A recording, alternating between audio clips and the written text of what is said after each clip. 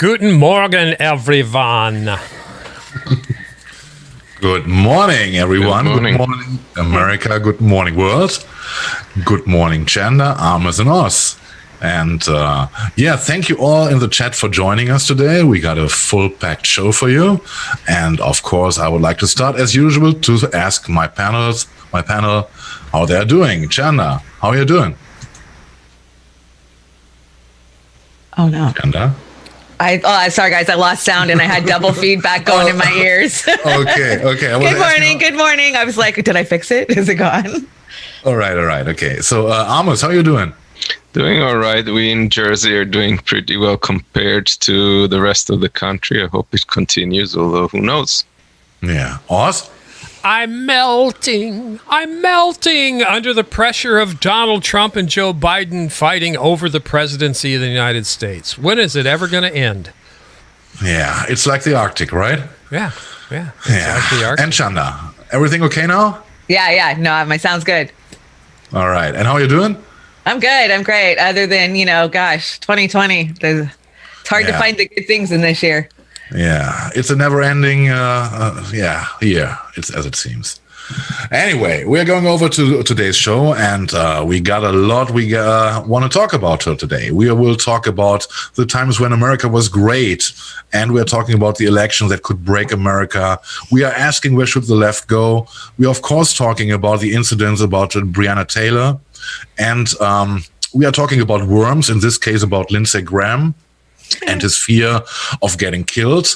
And we're talking about an unarmed woman coming to a battle against AOC, but we want to start with a look back in history, and there was a time when America was great, and it was the time of the Brady Bunch. And for me as a German, it's a very nice and easy opening because I have absolutely no clue who the Brady Bunch is. I know the intro song, and this is all because this TV show was not that popular, or I don't know if they even run it in Germany. So I would like to share with you the memories of my panel, and want to ask, was America really great at that time in 1969 when the TV show started? I would like to start with Chanda. Yeah, yes, I was raised on the Brady Bunch. It definitely gave Americans, this and many other shows through the 60s, 70s, and 80s, gave us a false sense of the American dream. And, you aspire to have a household like that. And, I think you felt like you weren't normal if you didn't have the typical Brady type life. And there was false hopes is what it was. All right, Oz, what do you have to say? I think this is where Hallmark got the idea to model their programming from, was the Brady Bunch. Just shake in a little religion, and then you've got a Hallmark show on a regular basis. Maybe they will revitalize the Brady Bunch on Hallmark, and we'll all be able to partake in that garbage again. So that's my favorite. Of course, Amos, what is your experience with the Brady Bunch and how far I was in Israel. I was growing up in Israel. This is the golden age of American television. We were getting all of that, all of these series, Ironside, the Sailor, whatever, all these Hawaii 105. Yeah. Everybody was like, there was one channel on TV and everybody was watching the same exact shows, and you could walk down the street and hear from all the buildings the same show streaming. Yeah, this is here the same, or it was here the same in Germany at that time. I remember the time, for example, when Dallas was popular in the 80s. It ran here in Germany on Tuesdays, and on Wednesdays there was no other topic, for years, than what was happening in this TV show. And but those times have gone. Everything is now consumable by internet streamers or online or sources. As I said, I don't have any experience with the Brady Bunch. Yesterday, when I prepared the show, I had a look in an episode which was on YouTube, and I don't think that even when I was young, it would have touched me, because the scenery, was too far away from our living in Germany at that time. It was the worlds were too different, if you want so, and Well, as I said, I don't know this from the German television. I don't know if it was aired at a later point, on some channels here. And but I think it was quite funny to talk about this, because today is, I think it was the 51st birthday of the show, and. There are other important or non-important things which also happened at this day. If you can go to slide 7, please. We had, for example, Kennedy and Nixon square off in the first televised presidential debate. There was Sir Francis Drake, on the way on the seas, on the oceans. The first American soldier was killed in the American phase of the Vietnam War, and Daniel Boone died in Missouri. These all happened today, a couple of years ago. Can I tell you, I went back and just watched that Kennedy and Nixon debate not too long ago, and Kennedy just mopped the floor with Nixon. And Nixon was so mad after the debate because Kennedy just had so much charisma, and, he just couldn't compete with that. Was it the debate where Nixon was heavily sweating, Which, yeah, exactly. Yes, I remember this one. Yeah. All right. Let's go over to the first topic Amos has prepared for us. And let me see. Yes, it is about the election, we have to expect or fear in a few weeks. And, how's the situation, Amos? Tell us more about it. Well, first of all, I want to warn whoever is watching, if you're not up to being deeply depressed, just switch off for the next segment and come back. Yeah, that's why we're here for you, to say, by the way. It's 2020. Bring it on. Yes. This is based on an article written in The Atlantic by Barton Gellman. And he's very meticulously going through the scenarios and possibilities of what's going to happen really in the upcoming election. And the fact that we know that Trump is already preparing to dismiss any loss means that either way, if the only scenario really that he sees that something is not gonna go awry is if Biden won by a landslide, which is sort of unlikely at the moment. Every other scenario brings him down to a really prolonged fight that may even result in people just pushing forcefully, Trump pushing forcefully for electorates to be overriding their state's vote because they contest the vote count. And apparently the Constitution kind of leaves that area a little vague. I think they kind of saw that possibility, but thought it was so unlikely that they didn't really get into much detail about how and what would happen in the event that you have a contest of that sort. And because of that, we have a big gap where things can be done very anti-democratically, and there's really no answer to that. They did a study they had a project in Georgetown University where students were modeling scenarios of post-election contest. And it was frightening because they all of the scenarios pretty much ended where they didn't even resolve the issue. They couldn't even resolve the issue. It was coming, all of the scenarios came to a civil struggle and street fights and stuff like that.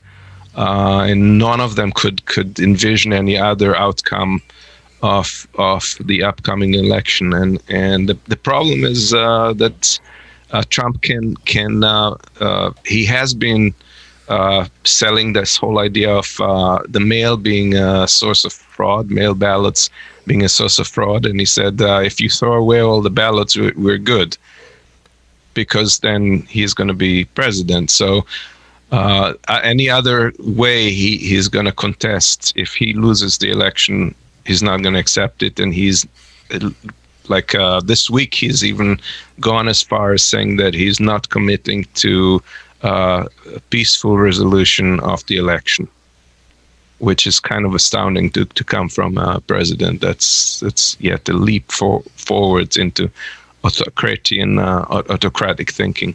I have like a couple of videos here. One of Trump quote, if you want to run that in the next slide. Is that this one? Is that Democracy Now? Okay, let's run it here. The only way they can take this election away from us is if this is a rigged election. We're going to win this election. That's right. We're going to win this election. Yeah. What they're doing is using COVID to steal an election. Right. They're using COVID to defraud the American people, all of our people, of a fair and free election. And we can't do that. So yeah, you could hear him in his own words. So this is really like a nightmare situation. I didn't think that we would come to that, but it's really a 5 alarm at the moment. I think it's like a serious danger to our democracy. And if he gets by contesting a loss, we're done with our democracy. There's nothing going to be left because he's not going to go away after the next 4 years, and it's just downhill from there.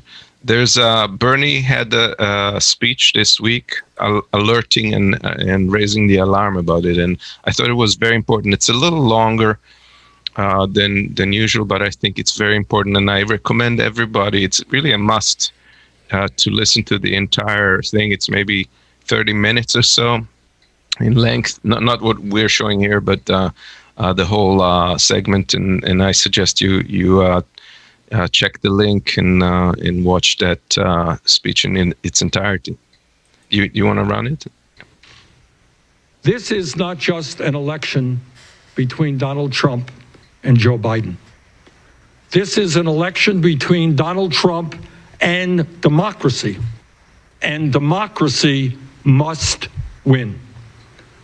The United States is the oldest continuous democracy in the modern world. We held elections in the middle of a civil war in 1864. We held free and fair elections during World War I, during the Great Depression, and during World War II. After all of those elections held in extremely difficult circumstances, the loser acknowledged defeat and the winner was inaugurated and took office. That is what the United States of America is all about. That is what democracy is all about. But today, under Donald Trump, we have a president who has little respect for our Constitution or the rule of law. Today, that peaceful transition of power, the bedrock of American democracy, is being threatened like never before. I am not in the habit of quoting former President Ronald Reagan, but I think something that he said in his first inaugural address makes the point about how important, how precious is this part of our heritage. And I quote Ronald Reagan, "The orderly transfer of authority as called for in the Constitution routinely takes place as it has for almost 2 centuries, and few of us stop to think how unique we really are. In the eyes of many in the world, this every 4-year ceremony we accept as normal is nothing less than a miracle," end of quote. Protecting this orderly transfer of authority, as President Reagan characterized it, this miracle is absolutely essential if we together, all of us, Republicans, Democrats, Independents, want to keep faith with the American ideals we hold so dear and with the sacrifices that so many made in order to protect our democracy. And in that regard, I think it is terribly important that we actually listen to and take seriously what Donald Trump is saying. Several weeks ago, speaking at the Republican National Convention, Trump said, and I quote, "The only way they can take this election away from us is if this is a rigged election," end of quote. What is remarkable about that statement is that he made it at a time when almost every national poll had him behind and when he was trailing in polls in most battleground states. Think about what that statement means. Think hard about what that statement means. What he is saying is that if he wins the election, that's great. But if he loses, it's rigged. Because the only way he can lose is if it's rigged. And if it's rigged, then he is not leaving office. Heads, I win. Tails, you lose. In other words, in Trump's mind, there is no conceivable way that he should leave office. And just last night, Donald Trump went even further down the path of authoritarianism by becoming the first president in the history of this country to refuse to commit to a peaceful transition of power if he loses the election. When asked by a reporter in the White House briefing room, quote, win, lose, or draw in this election, will you commit here today for a peaceful transfer of power after the election, end quote. Trump responded, and I quote, we're going to have to see what happens. You know that I have been complaining very strongly about the ballots, and the ballots are a disaster. We want to get rid of the ballots, and you'll have a very peaceful. There won't be a transfer, frankly. There will be a continuation, end of quote from Donald Trump.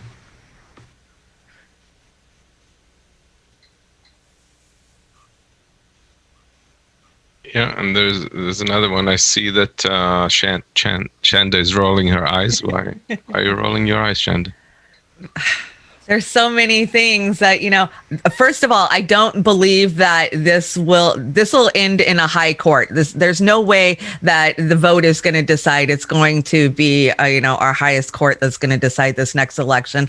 I have a feeling either way, we're going into court for this. And Bernie just disappoints me with this stuff. Trump's bad, Biden's bad. He's supporting a rigged system. He, of all people, knows how rigged this system is. And, the fact that we have such bad election integrity is what allows Trump to be able to say these things and to perpetuate this. If we had some election integrity, there wouldn't be any question. There's no doubt rigging in the primaries, in my opinion. And in the general. Primaries is a completely different ballgame. And as far as national elections are concerned, I do not think it's rigged at all. I think the Republicans rig it. They rig it with cross-state intercheck, and we all know that. Yeah, there's things on the margins of the elections, and in the upcoming elections, they're gonna what is that called? You need to check out Greg Palast. Amos, the Republicans rig the general every time they can, and they did it last time. They'll do it again. He's already wrote a book entitled "How Trump Rigged 2020." Yeah, the way they rig things is mainly by gerrymandering it, and by doing this law that expires now that prohibited. I forget the name of it. It's the cross-state intercheck where they can purge names that are the same. That is one thing, but that's a legal thing. That's not a matter of rigging. It's just a matter of exploiting this situation. But they of course try to reduce the number of votes, suppress the votes. That's something that's been going on. But again, all of this is done in full view, and you can see what is going on if you wish to. And you can do whatever you can to object to it, but it's not like rigging. Somebody's like going behind the scenes and changing the outcomes, and that's very important to distinguish. And that's what keeps us still in some way a democratic country as opposed to an authoritarian country. Let's play the next one, and then I'll chime in, if you don't mind. Let us consider the following scenario, a scenario which I hope very much never takes place. On election night, Trump is ahead in many battleground states based on the votes of those who voted in person on election day. All across the television screens, people see Trump ahead before they turn in for the night.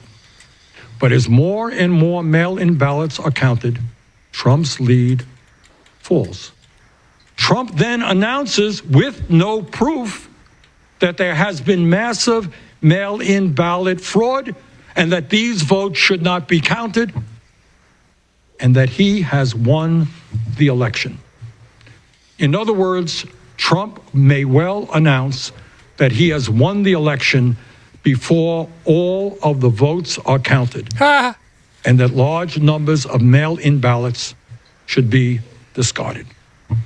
Furthermore, in states where Republicans control the legislature, it is possible that the election results will be ignored because of false accusations of voter fraud, and that the legislature itself will use its power to appoint electors pledged to vote for Trump, overriding the will of the people.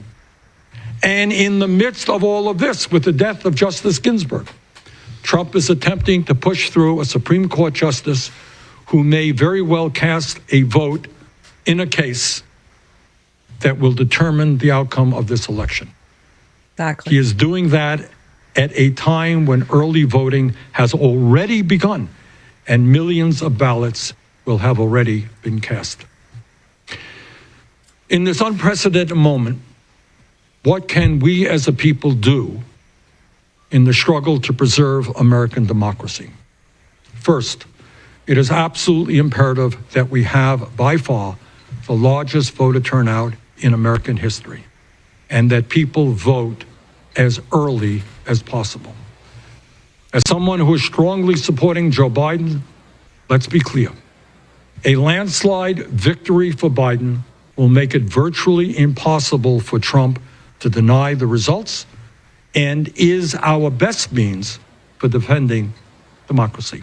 Second, with the pandemic and a massive increase in mail-in voting, state legislatures must take immediate action now, to allow mail-in votes to be counted before Election Day as they come in.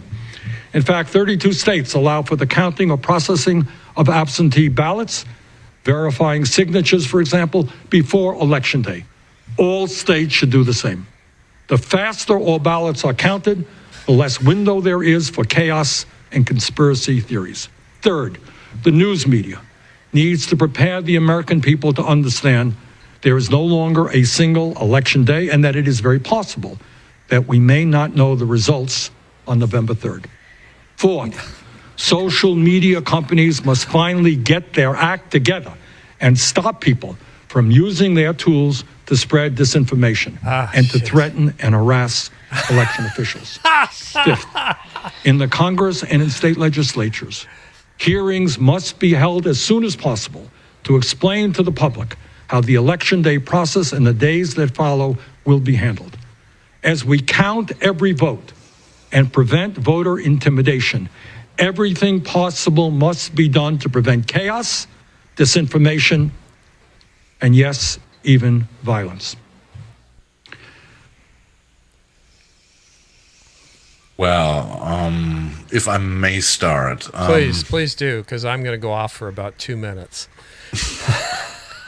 Well, I hear Bernie, and I hear everything he suggests. But where is the Democratic Party in this? I don't see any efforts. I don't see any serious efforts. To make all this happen. Which is Bernie preaching about, right? So that's my problem with it, because Bernie is standing there as always. He's the lonely caller in the desert. Nobody's listening to him. He describes a scenario which, in my opinion, is very likely.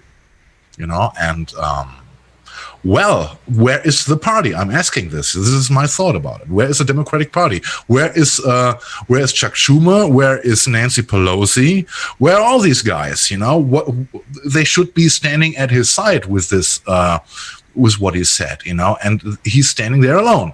This is what I see. So you guys. I just have to say a couple of points. First of all, Amos, that I agree. That was an excellent speech. I mean, he nailed all the points one by one by one by one by one.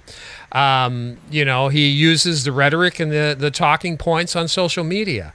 But as far as you bringing up that the general election, I think you implied that it's moderately rigged, but for the most part, it's not. Am I correct? Or how would you say that? I'm saying that in terms of the general election, aside from the fact that there's voter suppression in play and stuff like that, on the whole, we have a system that works.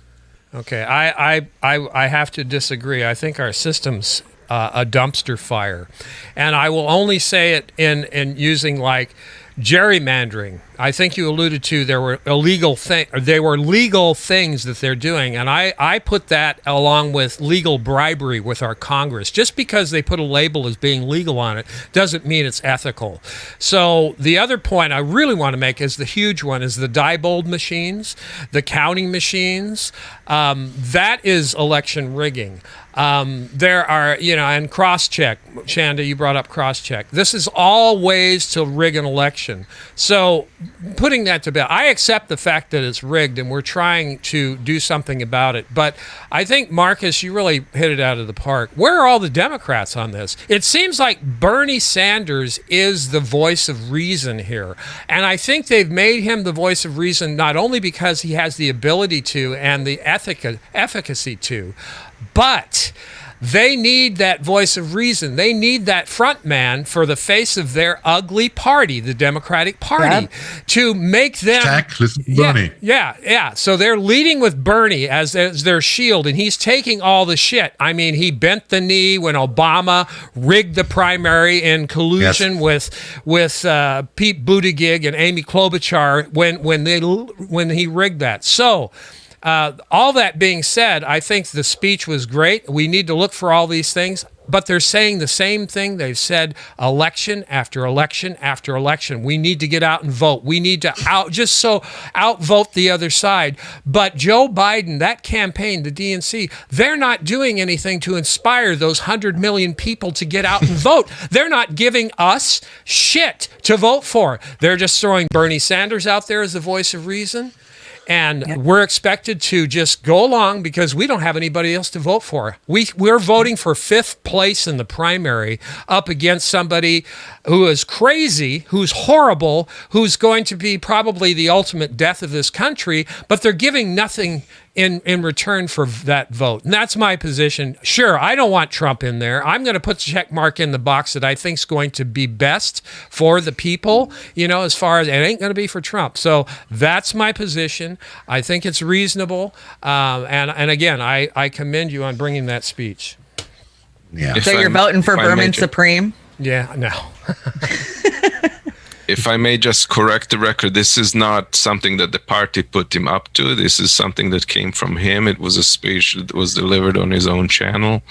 There's no attempt to use Bernie as a front in any regard. So for the good or for the bad, that's not the situation. Maybe not this speech, but if you listen to the crap around the hashtag listen to Bernie thingy, there you see the complete opposite. And in the next segment we see another reason for this, why the Democratic Party treats Bernie and all the others like that.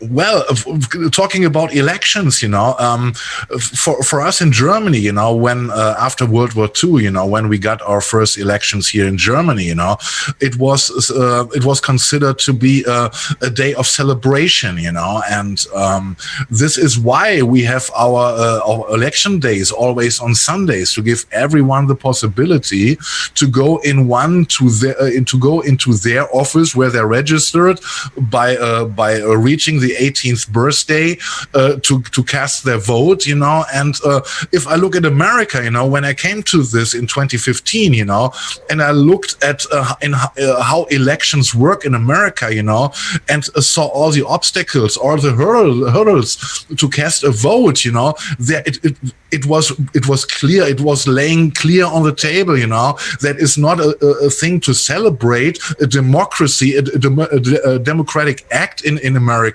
It is just to prevent people to go and cast their vote. This is the concept,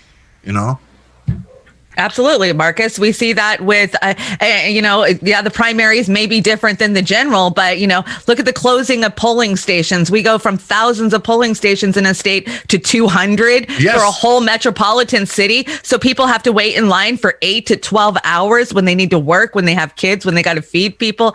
It's intentional. Both sides are doing it. The thing is, Amos, please. No, if I may, I think you guys don't quite grasp the gravity of the situation here, and there's no equivalence between what the Democrats are doing and the Republicans are doing at the moment, because we're talking about Republicans that a plot that has been uncovered by Republicans state legislators to overwrite election results by casting a doubt over the official count and then simply sending their own selection of electors to Washington.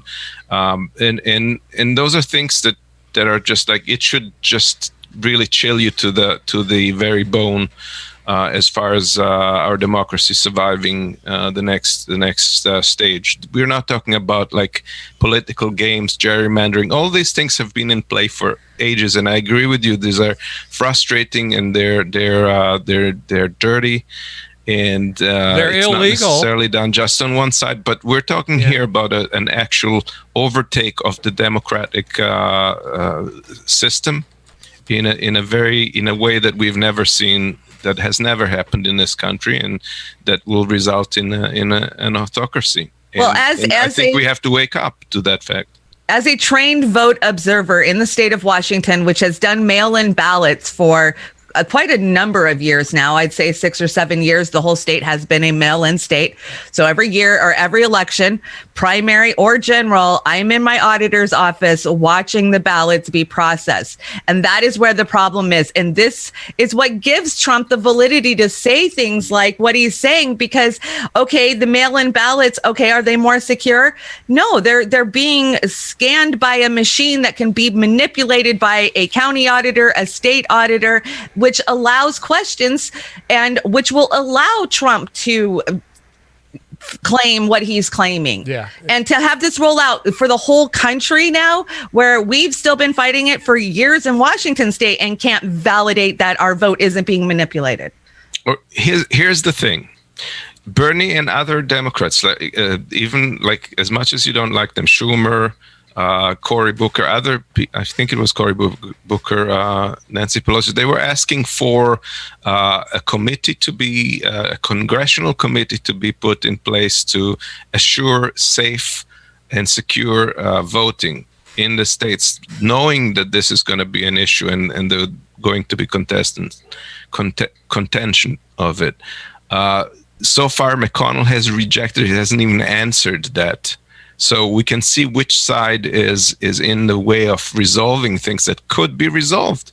All the things that Bernie is saying there, and he makes very poignant suggestions as to how to diffuse this question that's hovering about the results, are just like, they're not doing it.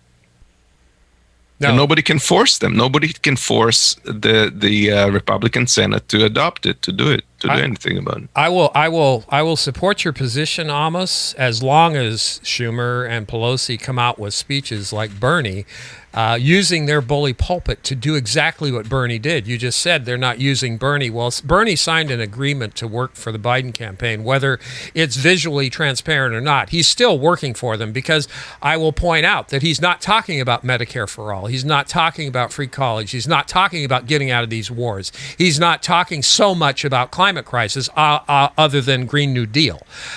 So again, that's where I'm at on that. So I think that was a great segment, Markus. Yes, it was. Absolutely, Amos. And I would like to go over to the next segment because it is very close to what we are talking about in this one.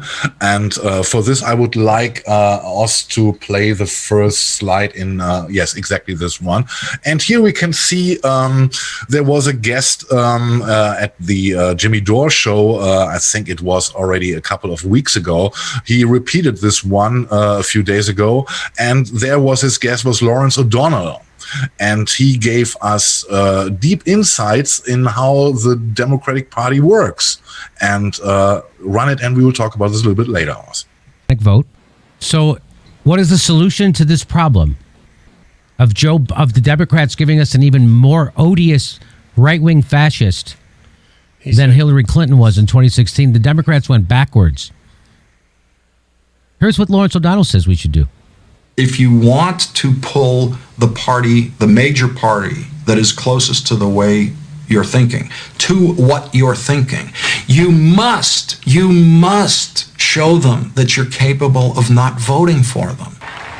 If you don't show them you're capable of not voting for them, they don't have to listen to you. I promise you that. I worked within the Democratic Party. I didn't listen or have to listen to anything on the left while I was working in the Democratic Party, because the left had nowhere to go. One of the few times I agree with Lawrence O'Donnell. Right. Yes, because I think maybe in his career it was one of the few times where he was honest on TV. Right. But it is exactly the point. And this is exactly what we are seeing here, This is, we see progressive forces, who are trying to change the party from within. But, with the rule makers on the other side, in my opinion, it is impossible to change it from within. And you see how Bernie is treated, you see how other progressives or how the left in general is treated there. Lawrence O'Donnell brought it to the point. We didn't have to listen to them because we know there is nowhere to go for them, and this is exactly the point about this. We can argue in how far we can go on trying, to try to change the party from within. But on the other hand, we cannot have the time anymore to wait 5, 8, or 10 years until this incident is going to happen, because we have other windows who are getting nearer and nearer, and the situation is dramatic, and the question about this is. It was a situation with the death of Ruth Bader Ginsburg and the threat of Trump that he would bring another Supreme Court with now a vote of 6-3 on the conservative side or ultra-conservative side. What can we do, to prevent this? And the only solution seems that we are now getting pushed by everyone that we now have to, that we are doomed to vote for Joe Biden, and they are coming with half-hearted sides to maybe enlarge the Supreme Court, to add to sum it up to 14 judges, to get the majority on their side again. The first question is, who would this end? Will we have in the future hundreds of Supreme Court judges sitting there? But this is how they're trying to get the people, on to cast their votes, and still they don't offer anything. Yep. Nothing, and I saw it, I think it was 1 month ago.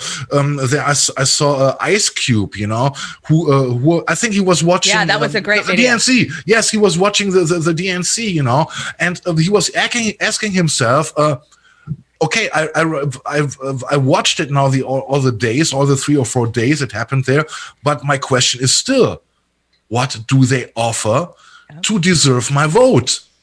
And he had of course, he had no answer to this, And now, and this is, I would like to ask the panel: are the Americans who are not supporting Trump doomed to vote for Joe Biden in order that maybe the Democrats will find the balls, to enlarge the Supreme Court? What do you think about it? I would like to start with Chanda.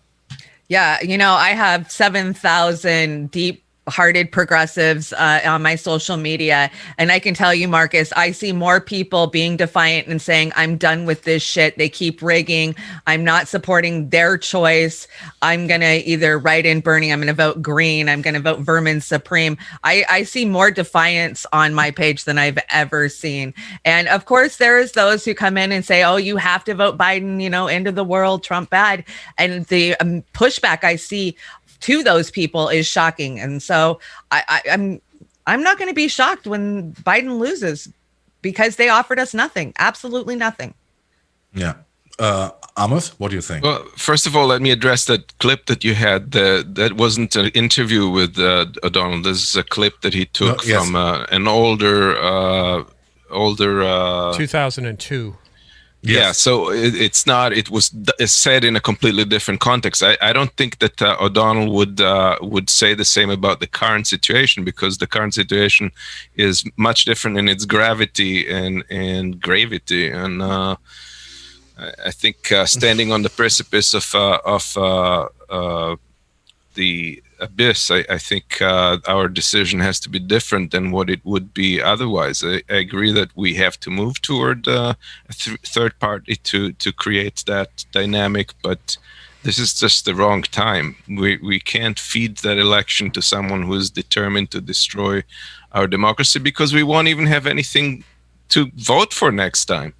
Frankly, I mean, we're being nitpicking about the who's representing us ideologically better, and meanwhile we will not even have a say in the next part of our life. That is so privileged. I'm sorry, Amos. That is very privileged of you to say. That is an elitist view. If you're starving and you're homeless and you're jobless, it's not a choice.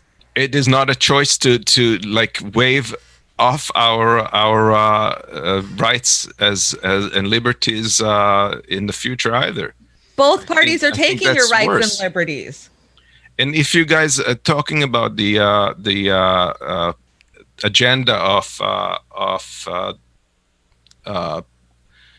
the current of Biden, if you want to read his economic policy, it's actually not at all as bad as you would think. It's actually more progressive than any of the other presidents before. If he actually abides by that, that would be a remarkable shift towards progressive values. Although to a lot of, to my opinion and others, it doesn't go far enough. But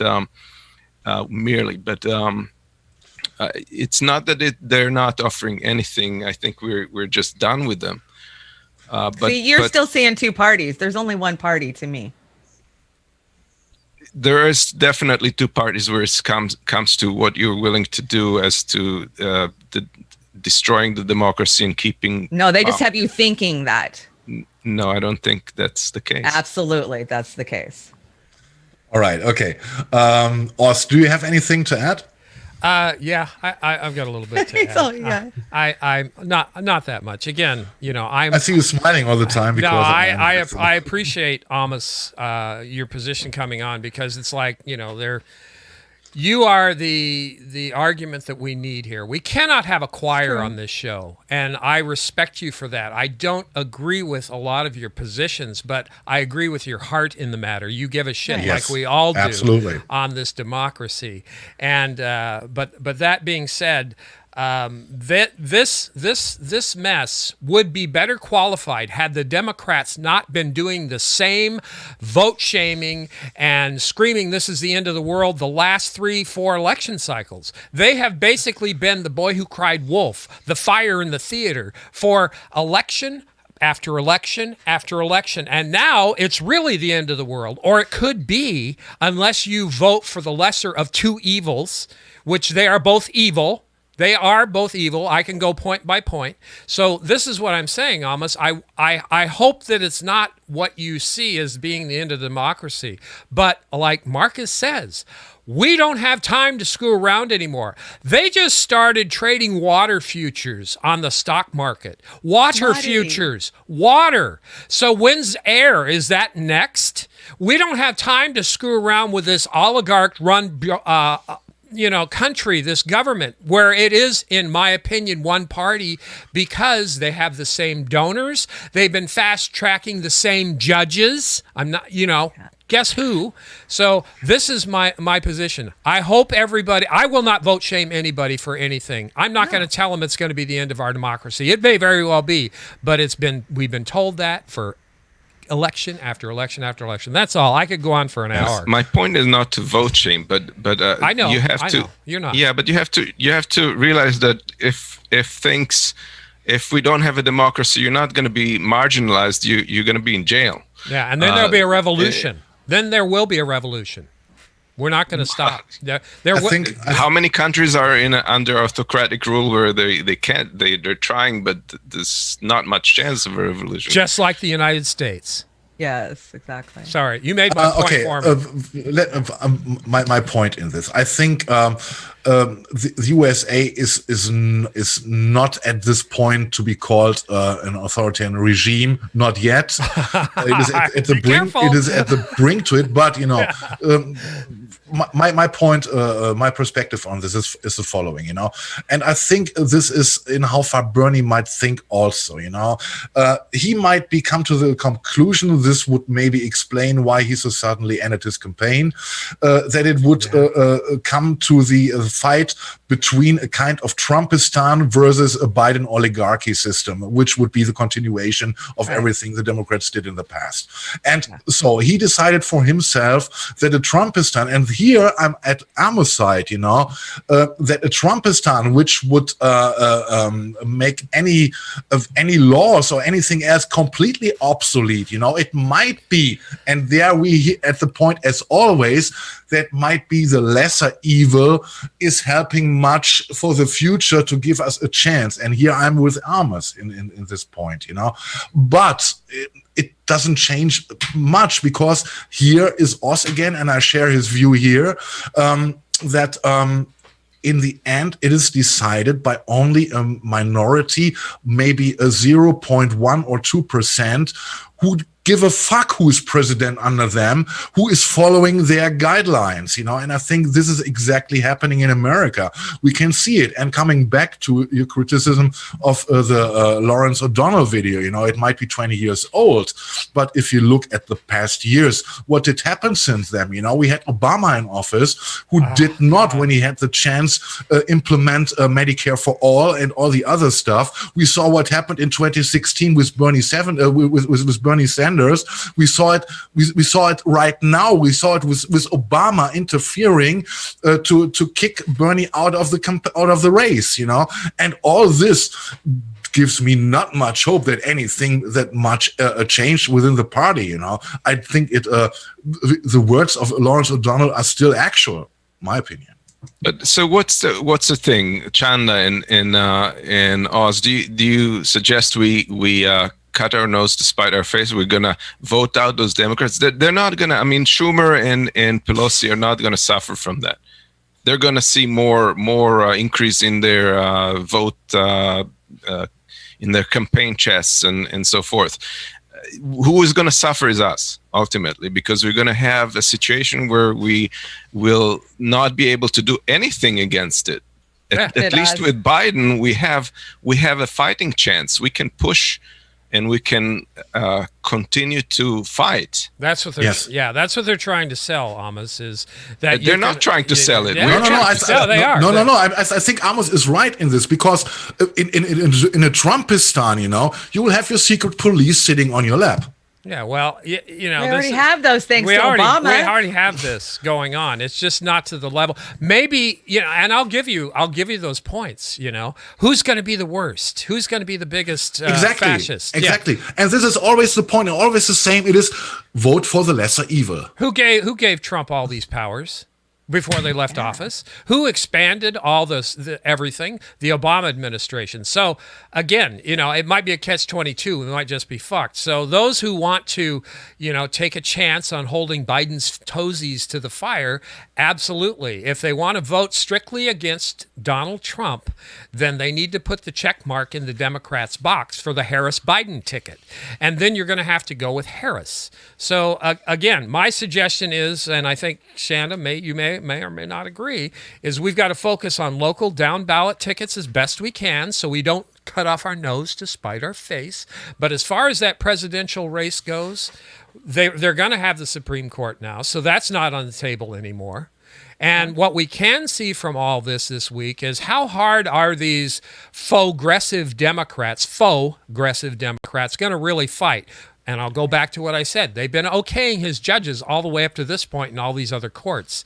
So why not? They're going to have the Supreme Court too. So I'm just saying, I'm not going to sing the praises of Joe Biden. What I'm going to do is I'm going to say, if you want to vote out Donald Trump, what's your only option? That's a decision you're going to have to make. The clock is ticking. We're running out of time. That's all I can say. I don't have. And that's also the position of Cornel West and others who are. It's a tough decision, but absolutely. Ultimately, that's the decision you have to make. Yes. Which is no decision anymore with the clock ticking on climate, water, Yes. wars, Right. everything else. So we're just catch-22, I think.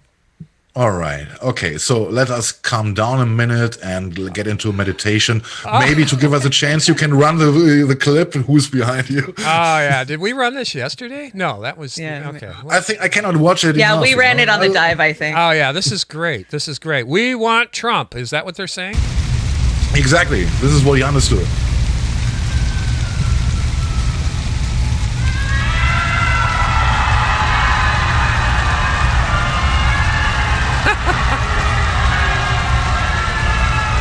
$40 seconds.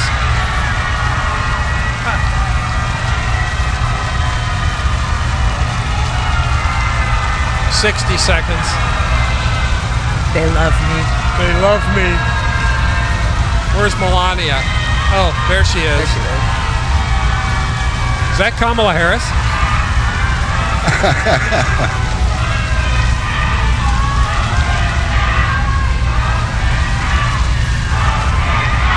Vote him out. Vote him out. Release the hounds.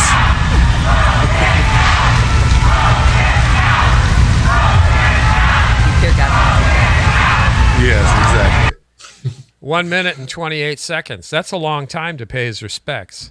Yeah. Yeah. Well, and his direct reaction came from RPG. You know, Amos was so kind to find it. Show the next slide, please. Yeah, that's about right. Yeah. Unfortunately, it's not as much of a laughing matter now. But, Yes. Yeah. Unfortunately, yeah. Bring it to Yeah, we should. You can show the last one. You know, this is a discussion we had about. You know, everything changed with the death of Ruth Bader Ginsburg. You know, things seems to start escalating more quickly than we thought. Right? Unfortunately. All right, we are coming to the next topic.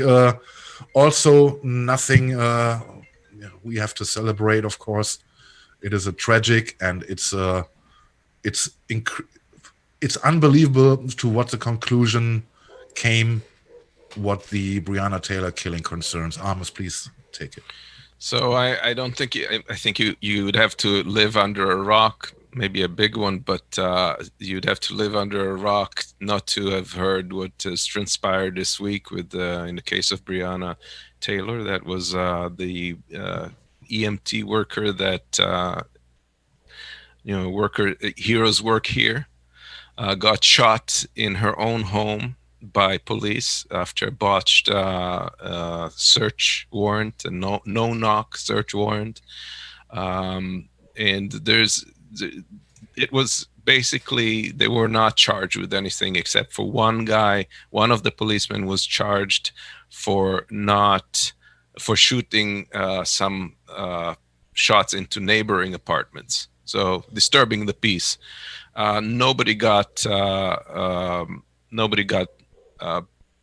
indicted for killing her with 20 rounds, and that's extremely unusual. The Attorney General has somehow maneuvered this in a way that presenting it to the grand jury in a way apparently that acquitted, that kind of like determined the outcome of that. I don't blame the grand jury necessarily, but we have to hear the exact records of what happened there and what he has presented, so we know exactly what their decision at each stage was. But it's important to go over the details that we do know about this, and that's the police broke into the apartment in civilian clothes. The boyfriend of Breonna just shot. He didn't know who was breaking in. He shot them. The police claims that they did knock and announce themselves, but 12 witnesses were asked. One of them only said they heard police announce themselves. Nobody else did. And he himself was obviously, he and Brianna were not aware that that was the police, because he called the police to try and get help after she was shot. He thought somebody was attacking them, and he was like crying on the phone. It's kind of heartbreaking to hear that recording. He was trying to get the police to come in to help him. He basically, he had obtained a weapon. His weapon was lawfully owned. He had a permit. The police insisted, when they asked for the search warrant, they hid the fact that the previous investigation was done by the post office about packages that were coming, suspicious packages that were coming to her apartment, and the post office found that that wasn't the case. And in spite of that, they attempted to get the search warrant. On top of that, it's known that they caught or cornered the actual target of that investigation just before they broke into her apartment. So breaking into her apartment wasn't even a necessary step. So all of this is like, it's incredible that they could not get indicted of any of that. One thing to mention is, though, that there is still an FBI investigation, but that's not investigating directly the police killing of Brianna, but other aspects. So it is no, I can totally understand the extreme frustration of people on the street, and I can imagine that that's going to bring another wave of protest. I think it needs to. Amos, the clip, you've got it cut. You got it started. The first clip, you got it started at 1:30. Do you want it to go to 3:59 where the other one takes on? Okay, because it's wrong in the cut. Let me fix it real quick. And this whole thing stinks to me as well. No charges were levied against any of these officers, right? One who shot into a neighbor's house. Okay, and that was it. So what was that, reckless endangerment or? Yeah, something like that. No, they came up with some weird Kentucky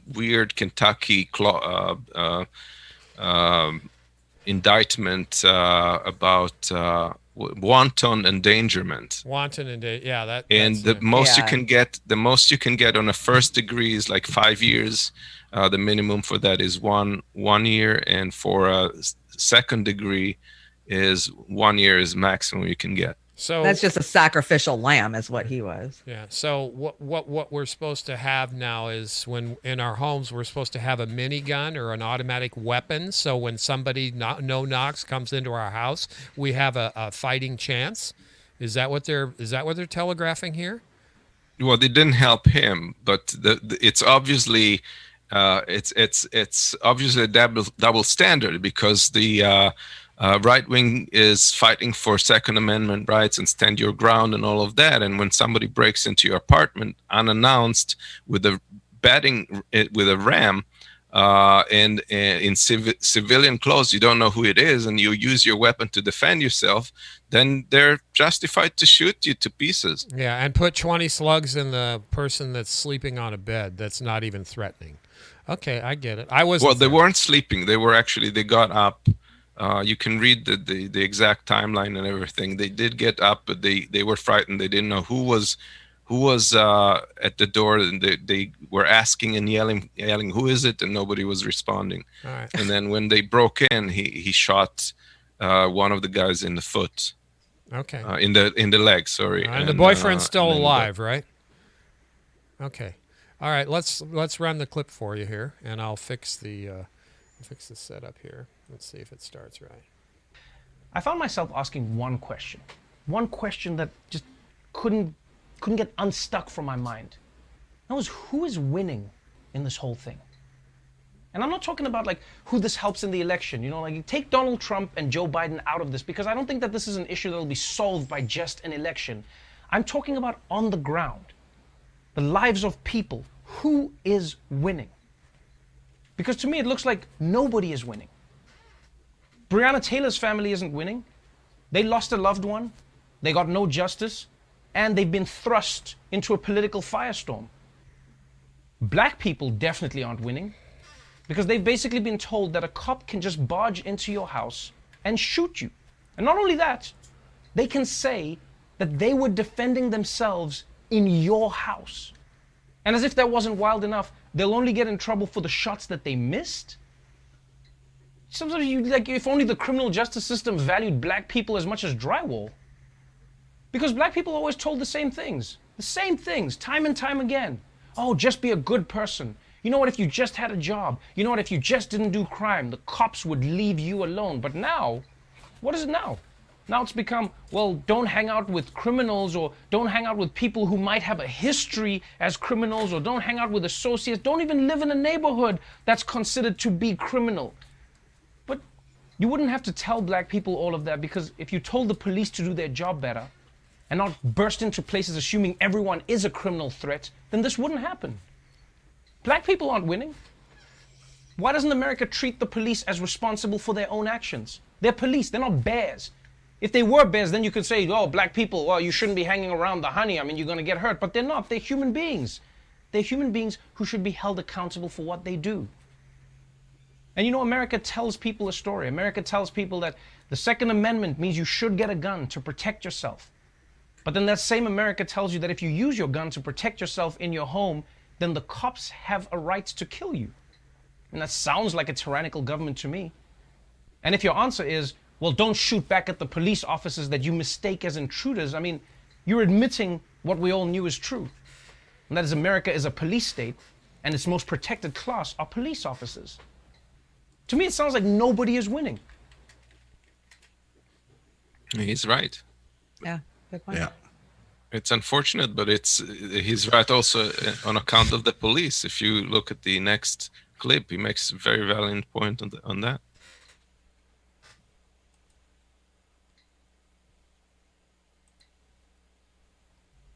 Because the police are also not winning, right? All that happens now is that they lose the trust of the community that they're meant to protect and serve. And now, as police, they're running around paranoid as running through the streets, praying to God that they don't get shot. Now, 2 of them were shot, which only increases that paranoia. Now, police are out there paranoid. The families of police are paranoid. When their parents leave, when their husbands or wives leave, they're paranoid. Right? Because now they feel like an occupying force who's there to fight against the people of the city. But that's not what policing is supposed to be. You can't have effective policing if the community isn't on your side. Police aren't winning. Being a policeman in America is already terrifying. You're told every single day from your training that any moment someone's going to pull a gun out of a glove compartment and shoot you. That's what you're trained to believe. And in part, it's true because America has so many guns. Doesn't matter if it happens or not, it's in your mind. Police are not winning. Black Lives Matter is not winning when this happens. Because now people are framing them as a violent organization. Oh, look, the cops got shot. It's because of Black Lives. Not because of Black Lives Matter. Black Lives Matter has repeatedly said that they're a non-violent organization. And people say like, well, then why don't you control all your members? Well, because unlike the police force, they don't have a membership structure. They don't have a record of their employees. Anyone can march in the street and claim that they're part of Black Lives Matter. We don't even know if somebody is. Someone can break a window and say it's Black Lives Matter. We don't know. But what we do know is that a policeman is a policeman. They're people that can be held accountable. They're part of a structure. And when they're not held accountable, only chaos will ensue. Nobody's winning, people. The protesters aren't winning. Yeah, maybe there's 2% of protesters out there who are just trying to shit up for fun, but by and large, protesters do not want to be protesting. People don't want to be marching through the streets, clashing with police, getting tear gas, getting beaten, getting arrested. They would much rather be living their lives. But they protest because other people can't live their lives. No one looks at a march where people are getting beaten by the cops and thinks, oh, this is a great opportunity to get my steps in. Black people are exhausted. Millions of Americans are exhausted. They're tired. Tired of feeling like they're hunted. Tired of protests in the streets. in order to be viewed as equals. They're tired of people telling them how to protest. And trust me when I say black people would rather be at home taking a nap. Nobody is winning. Yeah. I'm tired. He's right. I'm tired. I'm exhausted. Chanda, do you have your sound on? Yeah. Can you hear me? Yeah, we've got you. Yeah. We have a super chat here, Markus. Yeah, thank you very much from Al Wolski. $10 from Al. My solution is to give each policeman one bullet, like Barney Fife, to keep in her pocket until she can earn the right to carry a loaded gun.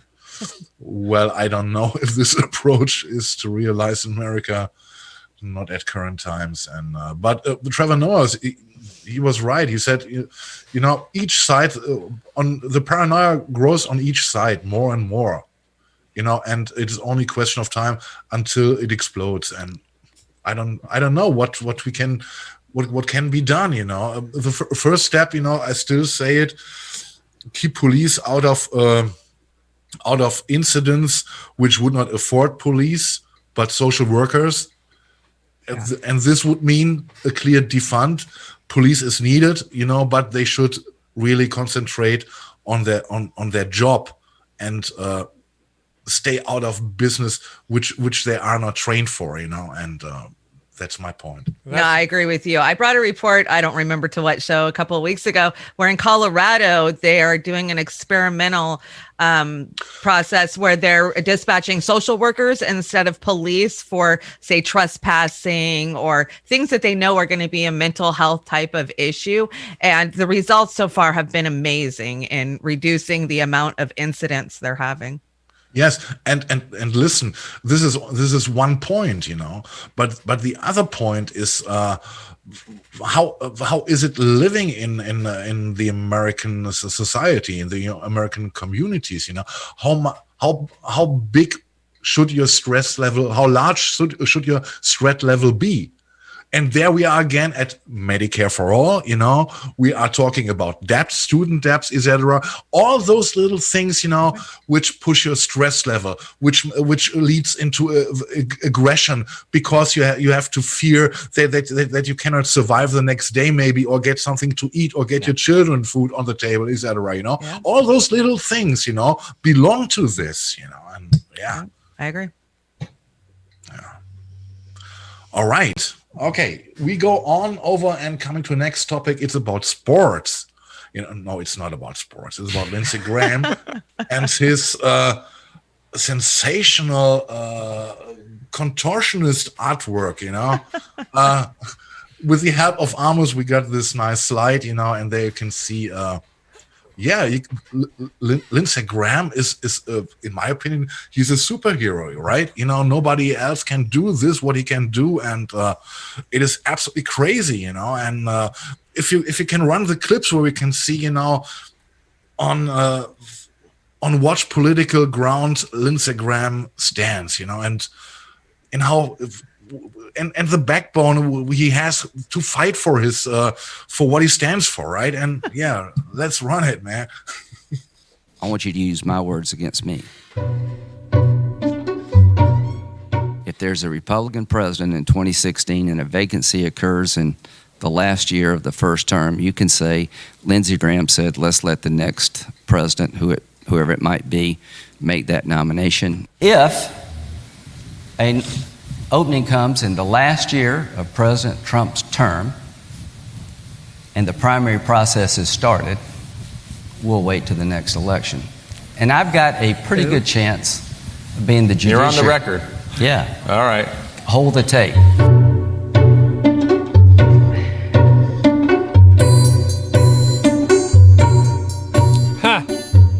This will stand the test of the time. This is the last year of a lame duck president.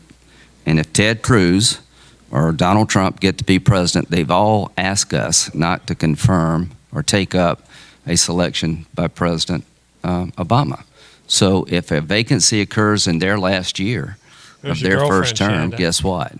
You will use their words against them. I want you to use my words against me.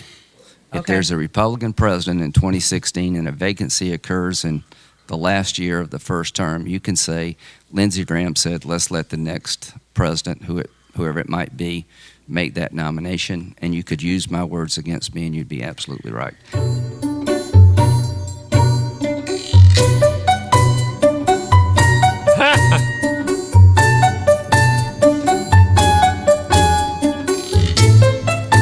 And you could use my words against me, and you'd be absolutely right. Well, I think this guy has a big career, in front of him.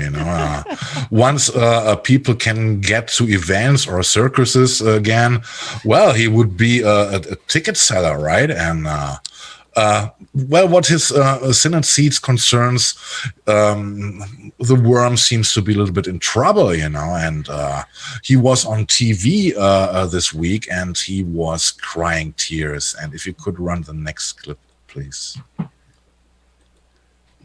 My opponent will raise almost $100 million, Ainsley, in the state of South Carolina. The most money ever spent in the history of the state on a Senate race was by me in 2014 when I spent $13 million. He raised $6 million from the time Justice Ginsburg passed away within 72 hours. And God bless Justice Ginsburg. We're celebrating her life. I appreciate waiting to Saturday to announce the replacement, but I'm being killed financially. This money is because they hate my guts. Yeah. Yeah, I have to say, Markus, Amos, Chanda, Lindsey Graham is one of the prime examples of what happens when helium never leaves your body. It just changes your voice, and that's how you sound for all your life. So he's a reject from a helium accident. So there you go, and he's full of hot air too. So, totally. And I would like to see the construction under his suit, which makes him stand upright.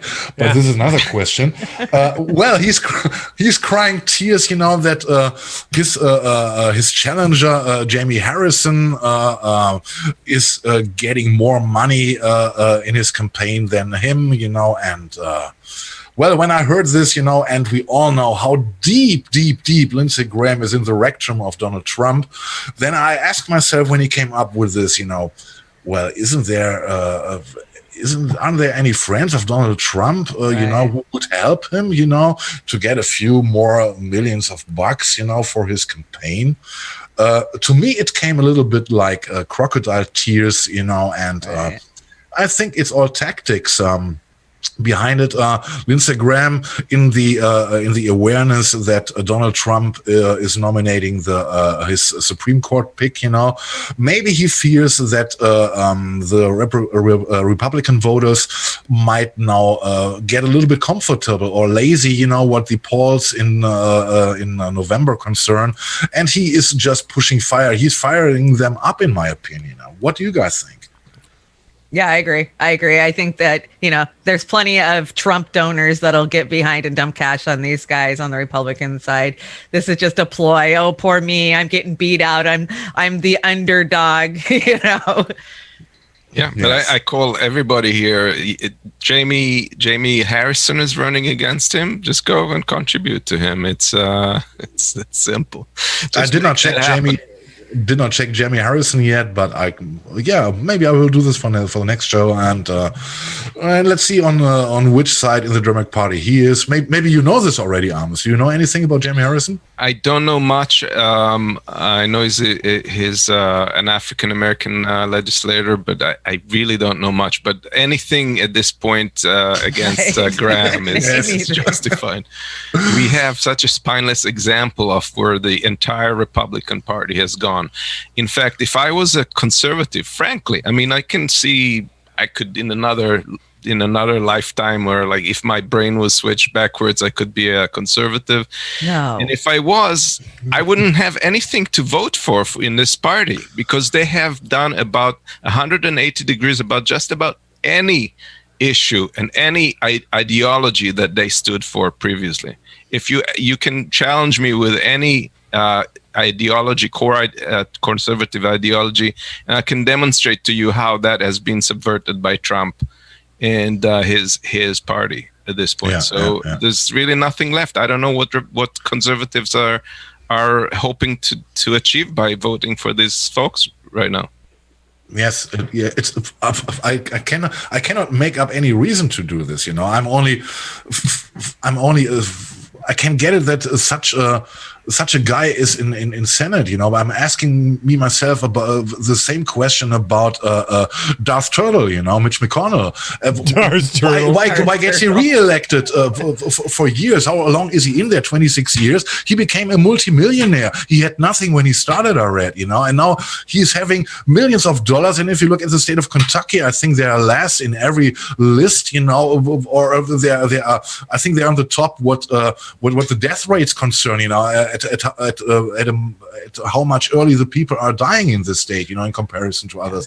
And there they are leading, and they are electing this crap. Those bullshitters time and time again. I can get this. Well.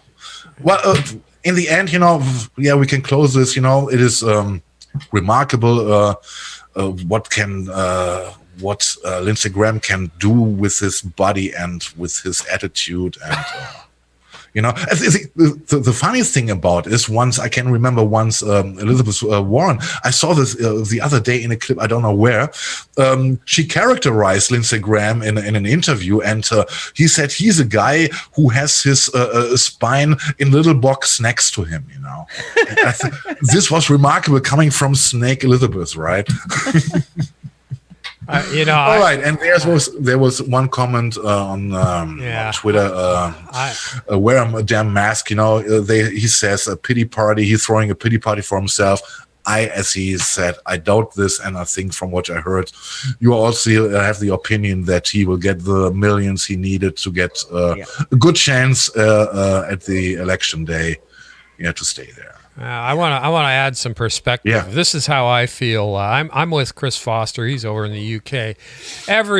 He says, every politician I've ever seen has permanently got their head up their own pucker hole and still manages to kiss the big corporate ass. So I know we're heavy on how bad the Republicans are, but let's not forget Dianne Feinstein. I was just going to say Dianne Feinstein. Yeah. Get out of my brain. And Nancy Pelosi. Nancy Pelosi made her millions through her career in politics. Amen. So, if you think that's on the up and up, I got something to tell you. And I'm not trying to qualify or I'm just showing the similarities between these lying sack of shit politicians. And Chris Foster, you get my gold star for today because you're saying what Chanda and I obviously are thinking. Yeah, Chris. So we got to go there. By the way, great news. Dianne Feinstein's husband has been implicated in the college admissions fraud, so he might be breaking some rocks with Lori Layton. Oh, please! Did you see she got sent to a country club where she can take ukulele lessons? Yeah, she can learn the ukulele and augment her acting ability. I'm really, but I hope Dianne Feinstein's bazillion-dollar husband goes to the same place so we can make fun of him too. Yeah. So, but coming back quickly to Lindsey Graham, to the contortionist slide, it is more remarkable what he did there, because you got to imagine that he is doing this deep inside the rectum of Donald Trump. Oh yeah, that's better than a string of beads, that's for sure. Yeah. Okay. We are nearing the end of the show. We are coming to the good news. I checked long, and then I found this, and we're talking about blonde women. Sorry, Chanda. Oh God, Markus. We are talking about Marjorie Taylor Greene. I call her Empty Green because you will see that this woman is really empty. She has big guns. Run the clip, please. I really like this lady. America's the greatest country in the world. America. We need conservatives in Washington that will keep it that way. I'm running to stop open borders, the Green New Deal, and socialism. Yes, Empty Green is a big supporter of QAnon, and she is ultra right, if you want. So you can, I think we can call her a fascist somehow, And you saw she had big weapons with her, And the more I was wondering why she came unarmed to a battle with AOC, and of course it could not end well with her, And she was tweeting, "As a blonde woman, I would like to take a moment to thank Congresswoman at AOC. She has single-handedly put an end to all the dumb blonde jokes. Blondes everywhere appreciate your service and your sacrifice. Well, here's the answer. Don't worry, Mrs. Green. I completely understand why you need to swing and miss at my intellect to make yourself feel better. You seem to have some trouble spelling your own insults correctly. Next time, try single-handedly. It'll work better. Good luck writing legislation. Yes, I think burned, right? Yeah, that was a good burn. Absolutely. And the thing is, when I checked MT Green, I found out that she had really good chances to win her district, to be in Congress. And yes, if I think that people of such a quality might end in Congress, well. They're all over in our government. Oh, there's more. Yeah. I know. This is worrying. My mayor just made national news for supporting QAnon on a public radio talk show, saying that it promotes free thinking. Free thinking. Oh, yeah. Free thinking. Yes. Free and dumb thinking. Right. But what course of action do you have? Just because he believes that? I mean, we've got people locally that want him recalled, but that's his opinion. He's entitled to his opinion, as stupid as it is. Yeah, crazy times, and well, it was nice to see that AOC still knows how to hold back and that she reads carefully what other stupid people write, and well, we are not talking about blondes. We are happy that we have Chanda with us and that she is part of our panel and puts her. I'm the serious blonde. The serious, exactly. This is what we're looking for these words. Yeah, she's a serious blonde. All right, guys. I don't know if you've paid attention to this. Been breaking news regarding Colin Powell asking for his Republican Congress fellows to start impeachments against William Barr. No, I haven't heard about that yet. Yeah. So okay. What do you think? Would it resonate? No. Yeah, I don't think so. Exactly. No. Well, it's the end of the show already, and we are going. Before we are going out, of course, Oz will announce what's going to happen later today and next week. Chanda, I'll let you promote tonight since you do it so beautifully. We've got an amazing episode of Beauty and the Boomer After Dark lined up. We're going all 1680s on your asses, and you'll have to tune in to see what that's all about. And then I'm working on some great interviews next week for a return of the Accidental Activist with Mariana Everson, who is running here in Washington State. And of course, we have the dive every Monday through Friday, except for Thursdays. Yeah. Oz, what am I missing? This Monday, the dive's going to be off because Oz is going to be getting his dental work done. Markus is the expert on that lately. How's it go with dental work? Is it less painless these days or what? It's still a dentist, right? Yeah. But they got a good. I think what they are using right now nowadays. I think it's still a mixture of Novocaine or something else, So yeah, I wonder if. But we don't get high as you guys in America. We have different stuff, Dang. You get the good stuff, We get only that we don't feel anything, We're the most addicted in the world. Yes, we are. Yes, it's probably less painful than Graham's contortion. Yes, you're probably exactly. Right. Yeah. I'd like but it wouldn't. But I can guarantee it wouldn't have hurt Lindsey because he knows how to deal with this. There you go. All right. Well, thank you to my panel. Thank you, Chanda. Thank you, Amos. Of course, I know it is not easy for you sometimes. But the more I appreciate that you're with us, and I absolutely appreciate your opinion on this, because. What would we discuss about, if we don't have your thoughts in it, we would be in the same bubble. And this is what I really, really like. And thank you for being with us. And of course, thanks to Oz who makes all this happening. And don't forget to tune in later when you see the Beauty and the Beast with Chanda and Oz. And have a great one. We are going out with message shops. Markus, before we go, may I shamelessly plug in... I thought about it, but I did not know if you wanted to do this already. Okay. Let me. Well, with Oz's help, hopefully we're going to launch my show this week on Wednesday evening, and I'm hoping to get an economist by the name of James Galbraith on here. He has a very interesting perspective on recovery after COVID-19. He has some critique about Biden's foresight on how to address the next recovery, and some ideas of what is actually necessary to do so. And you'll be surprised.